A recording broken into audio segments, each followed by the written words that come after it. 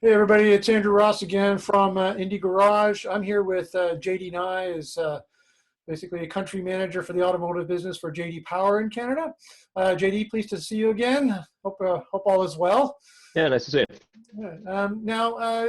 JD Power has been doing quite a bit, Well, as well as can be expected these days. as well as can be expected. Yeah. Now JD Power has been doing quite a bit of work reaching out to the consumer market to see how they're feeling about purchases on, on the vehicle side as well as on the service side throughout this period. You have been running a series of surveys called the COVID-19 Pulse or the COVID Pulse surveys. Tell me a Yeah, little bit what's behind that, and obviously of specific interest to our listenership is impressions about service plans and whatnot from the Canadian consumer.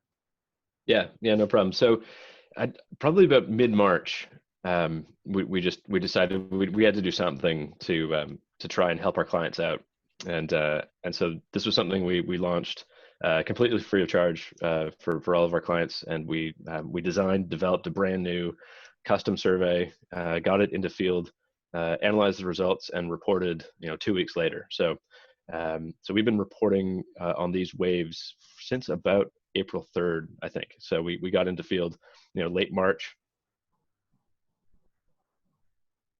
First reporting April 3rd, covering the sales and the service side of business. And we are actually, tomorrow, we'll be reporting on our fourth wave of that initiative. Right. So we're doing this on the Thursday. So on Friday, May 22nd, the fourth wave. We'll put a link in the description when we push this out, so people can get a hold of the fourth wave on that. Yeah, it'd be great. And frankly, the voice of customer research is what we do at JD Power. And so the focus of the initiative was to get a sense of, just broadly speaking, how worried are Canadians about the pandemic. We developed a few very consistent measures that we've used wave over wave. And so we're tracking both stress levels of Canadians as well as their future intent to engage with the automotive industry, whether that's on the sales or the service side of the coin. Sure. Now on the service side, what are some of the takeaways? I mean, this has been a pretty rapidly evolving situation on a lot of different fronts. Has that been something that has been revealed through your surveys, and kind of tell me a little bit about where the trajectory is looking like?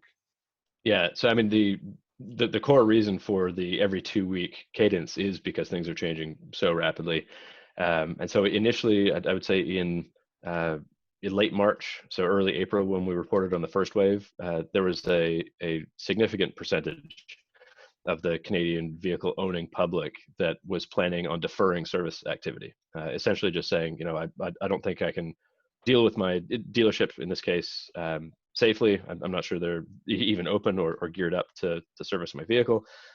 So my plan at the moment is to defer that service activity. And each wave since then, we've found that that situation has improved. So improved from the sense of the Canadian auto industry. So fewer and fewer customers today are saying that they plan on deferring service. Right. Frankly, at the time when we first reported wave one, we were calculating something like hundreds of millions of dollars worth of service business being deferred, which in obviously a cash flow heavy side of the business like auto service was a real threat for our clients. Sure. Yeah, so this is a good slide here, just showing that the wave over wave decrease in, again, that percentage of customers that are saying, no, I'm just choosing to defer service altogether. Right, which is something that we've been kind of talking about in the independent service business, as well as what has been referred to as sort of pent up demand, which is deferred service, which we think will come back. But I mean, you never know 100%, right? So, but yeah, I mean, and the concern that we had, like I said, the concern that we had for our clients wasn't so much that the service work would not ever get done. It was more of a cash flow concern. So Okay. If that service doesn't get done for a period of say 6 weeks, what does that do to the balance sheets of a lot of dealers and independent shops out there? Right, right, of course, of course. Uh, and this is, a slide that I thought was notable in that Mhm. example in Quebec.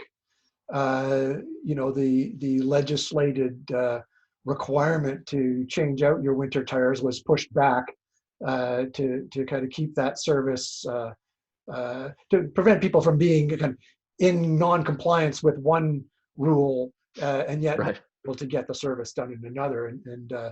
Uh, although it does surprise me, still see 8% of respondents not using winter tires is always a bit of a shocker to me. Sure. Yeah, I should have, maybe I should have kind of started describing the panel we use to conduct this research. We keep a panel of about 75,000 Canadian vehicle owners who have consented to receive surveys from us, and so it's kind of just a pool of vehicle owners that we use to conduct this kind of quick hit ad hoc research. So the panel is reasonably representative across the country. So we do get responses from coast to coast. Well, to your point, the 8% that say they don't have any winter tires at all, I get to see those people on ramps on the 401 most Januaries. So that's unfortunate, but the good news here anyway, when we started, there was a significant portion of people that were saying, I have winter tires and I really have no idea if I'm getting them off. But wave over wave, that's improved quite a bit, and so that activity is still happening at least. Right, right, right. Now, what about some of the key takeaways? Now, a lot of the shops have really had to change up the way that they handle the vehicles.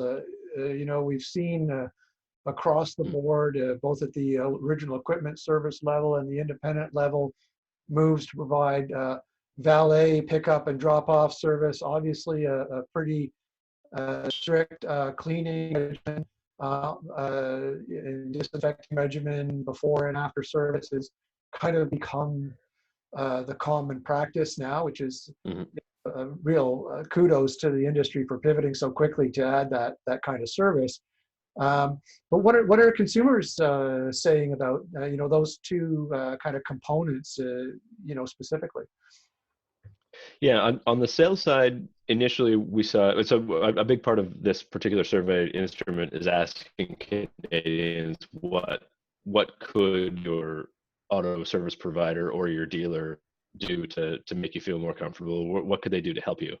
On the sales side, when we first launched the program, the most popular responses were more economic. So provide some lease extensions or deferred payment terms, or mostly kind of payment related help is what people are asking for. On the service side, it has been mostly safety and security type measures. So regular cleaning schedules, disinfecting the vehicle kind of in and out of the shop. And that's remained fairly consistent with with a fairly robust call for more concierge type valet service. So come to my house, take my vehicle, service it, and bring it back. Obviously, with all of the kind of cleaning protocols in place. Sure. Is there any way to determine, how critical those services might be moving forward? I mean, we're right in the, I still think, largely in the midst of this situation right now. Is this something that was, there were indications that this is something that consumers would really look to have maintained within their relationship and service handling kind of process? Yeah, and this is something we've said almost from the beginning of this evolving situation, is that it's our take anyway that we'll end up establishing a bit of a new normal. And so if service providers are hoping to go back to the before times and how things were done in the past, I think that's probably a mistake. So some of these measures that are being considered sort of emergency procedures or emergency measures, I think are going to be here to stay for a while. Once someone comes to my house to pick up my vehicle, and bring it to the shop and then bring it back to me, even if I pay for that service, you know, I'm not going back to the way things were once that service is provided to me as a customer. So yeah, I think for the most part, service providers and dealers on the service side should be prepared that a lot of what is changing now is probably here to stay for a while. Okay. Okay. Is there any, has there been any indication of what that service, you know, I think it's a fair statement to say that most of the independent service providers right now are providing a valet service free of charge as a way to, frankly, keep some activity going through their bays, Mhm. you know, through the kind of worst of the shutdown periods in the various jurisdictions across Canada. Has there been any indication of the value that might be able to be placed on that kind of service? There is, and we'll have that ready for tomorrow's webinar session. We just added a question around, you know, how much would you be willing to pay for a valet service in the most recent wave of the Pulse? Those numbers are being calculated literally right now, so we can talk about it in tomorrow's session.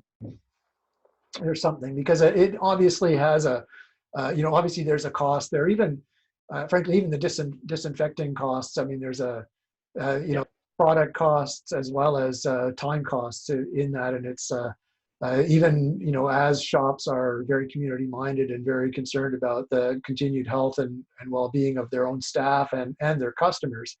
That doesn't mean it comes without something of a monetary value, right? So it'd be interesting to see Yeah.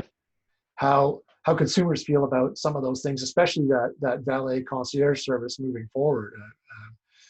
You know, it's interesting that with so many people now being told by their organizations that they're work from home indefinitely. Mhm. You know, miles driven may be getting down, but hours worked are way up for a lot of folks, and they may really now value that opportunity to not That's actually true. to take their car in for service, right? Yeah, yeah, absolutely. Good stuff. All right, JD, thank you very much. And thank you everybody for spending time to spend a little visit with JD and I from JD Power and myself, Andrew Ross at Indie Garage. Everybody take care of yourself and we'll see you soon. Thanks, Andrew. Take care.